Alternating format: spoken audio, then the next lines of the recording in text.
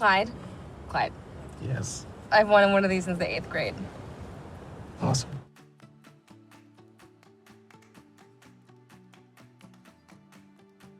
Number 10, Lisa Frank Stationery. There's all these folders and pens and backpacks and stationery and stickers. Of course, stickers. We should never forget that practically everything is nostalgic for somebody out there in the world. As the years go by, more items from comparatively recent decades accrue vintage currency within the minds of young consumers. Rainbows, and then hearts, music notes, teddy bears, unicorns, stars, color, fantasy, jewels, glints, everything that makes a kid happy, smile. Lisa Frank Stationery was extremely popular back in the 90s. Which means that adults in the modern day with disposable income can now purchase NOS or new old stock to their heart's content. Original examples of this retro 80s and 90s designed stationery can go for inflated prices on the secondhand market as well, depending upon how pre-loved these items were in their heyday.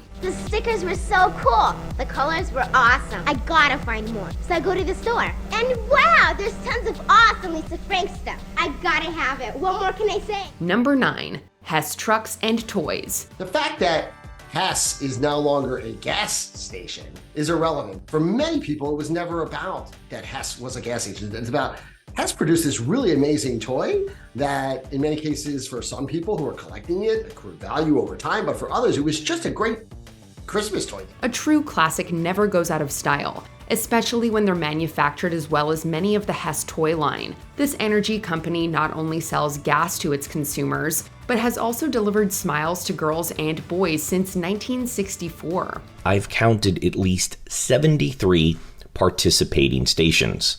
You can get your scale model Hess transport truck for only $1.39. Toy trucks, planes, rescue vehicles, and more all seem to have one thing in common, specifically the sturdiness of their construction.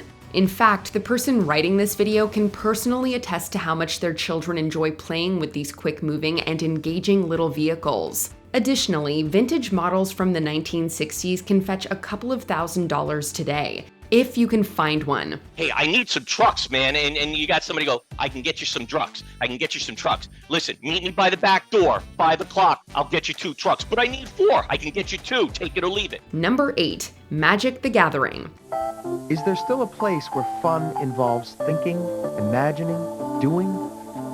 Some of us think so, and we find it in a game. Some trading card games come and go, while others retain a special place in the hearts and minds of those who played them back in the day. Magic the Gathering was introduced back in 1993 by Wizards of the Coast, a gaming company that eventually purchased the rights to TSR's legendary Dungeons & Dragons brand. It was given away at first, then it was given to local game stores at the time, and eventually it just went on to become a phenomenon. And nowadays, millions is given away yearly in prize money, and people make livings out of playing Magic the Gathering. Magic's rabid fan following could easily be compared to that of D&D. This includes how this subculture is consistently on the hunt for rare and powerful cards for their deck. Magic cards that either proved incredibly useful or were manufactured in small quantities can be considered quite valuable today, as players around the world continue their gaming obsession. These cards are never going to be reprinted.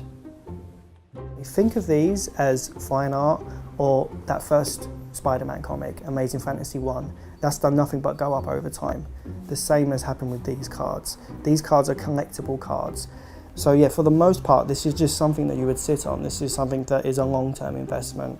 Number 7, coins. Mrs. McDougal is willing to offer her son's collection of mint-condition silver buffalo coins. Can we get off the coin collection? She's not going to settle for a coin collection. Some old-school collectibles refuse to go quietly into that good night, and instead live on, passed down through generations. Stamp collecting, for example, continues to thrive today, as does the collecting of rare coins. We're not really talking about those coins that are often advertised on TV, but rather those truly rare pieces from a bygone era.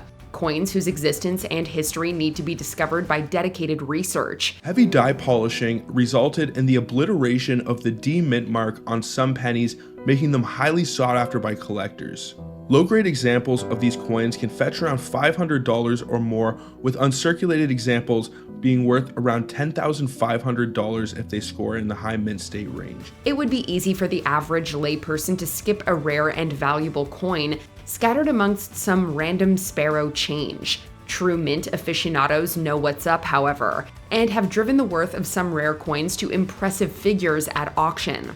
Number 6. Polly Pockets. Open up her case, there's a world for you. Wow. So many fine places, you'll have lots to do. Polly Pocket, Polly Pocket, Polly Pocket, so small you can take her anywhere. It just isn't the same as a phrase that some fans of the Polly Pocket toy line might be repeating, particularly if they're old enough to remember this toy's early 90s glory. That's because the Polly Pockets of today don't really feel like the Polly Pockets of yesteryear. Turn upside down, side up.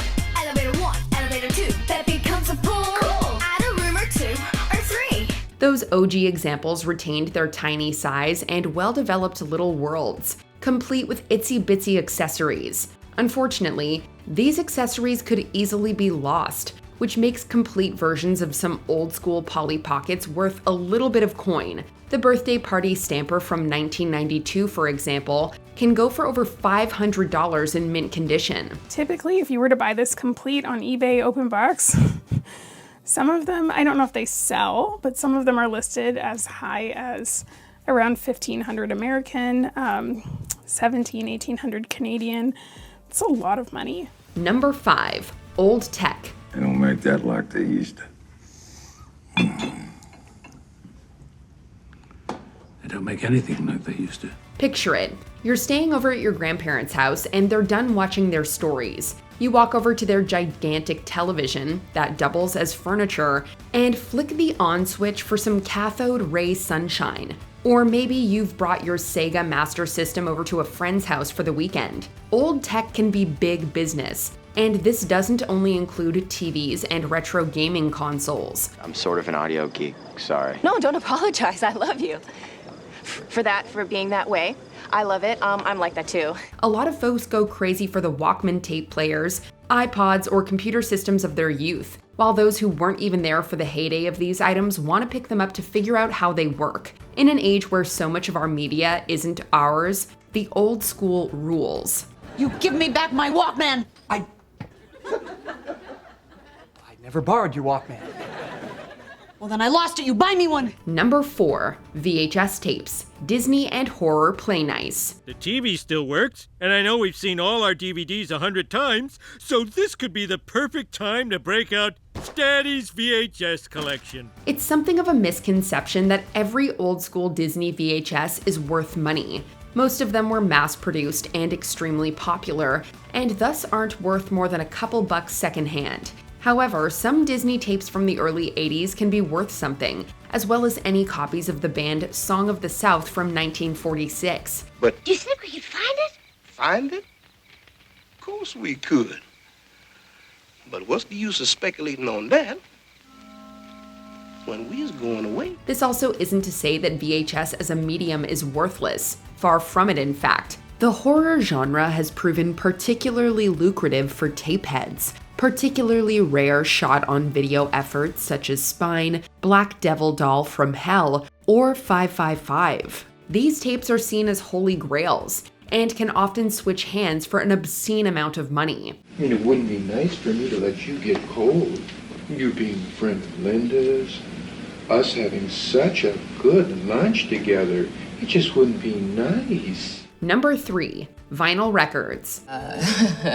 This is the best collection I've ever seen. I wouldn't doubt it. I hope you know I can only afford to buy a few of these. I mean, this is... Like I told you on the phone, I'm only interested in selling the collection as a whole. A lot of factors go into what makes a vinyl record valuable, from the condition of the wax to the scarcity of its pressing. Modern audiophile tendencies have helped fuel the resurging vinyl market for years, yet some of the priciest records remain those released in bygone decades. The butcher cover of the Beatles yesterday and today, for example, can be worth big money, depending on the state of its jacket. These are unicorn records. Never even seen some of these. Elsewhere, other valuable records include albums from the prog and psych worlds from artists that may not have enjoyed success while they were around, but eventually adopted cult status from the underground. All of those elements go into what makes vinyl obsessives get out there and dig. Dude.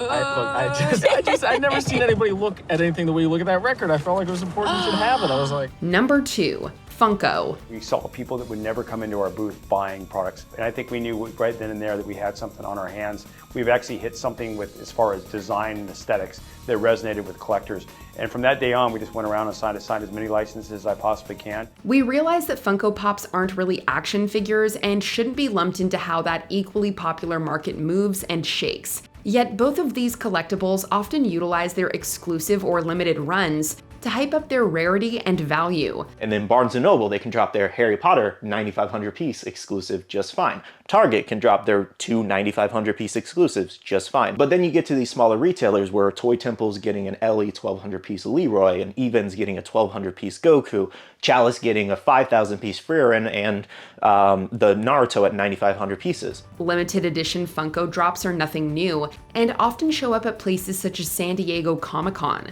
The race and fight to be the first in line can be a stressful one, while the agony of defeat definitely feels real for those who desperately want a certain Funko, but might have to pay big time on the secondary market. Collecting should be joyful, but sometimes it isn't all fun and games. Because they capture the essence of our childhoods and just some of our most favorite characters.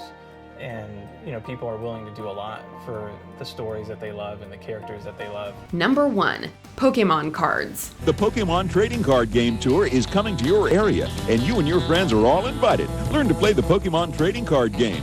Gotta catch the card. The Pokémon brand made headlines for all of the wrong reasons in summer 2025. This was when a collectibles store in New Bedford, Massachusetts, suffered a break-in, not for money or jewelry, but Pokémon cards. Over $100,000 worth of Pokémon cards to be exact. They knew exactly what items to target and what they were going for. Owners say the stolen items have serial numbers that are now flagged as stolen, but the cases have now been emptied and the cameras are still rolling. This speaks not only to the brand's continued popularity, but also the lengths some will go to capitalize in a financial capacity. Cards that were produced in a limited capacity for special events can go for substantial amounts of money. While Pokémon's legacy as an enduring brand is tethered to the nostalgia of every kid who once dreamt of catching them all. You teach me and I'll teach you.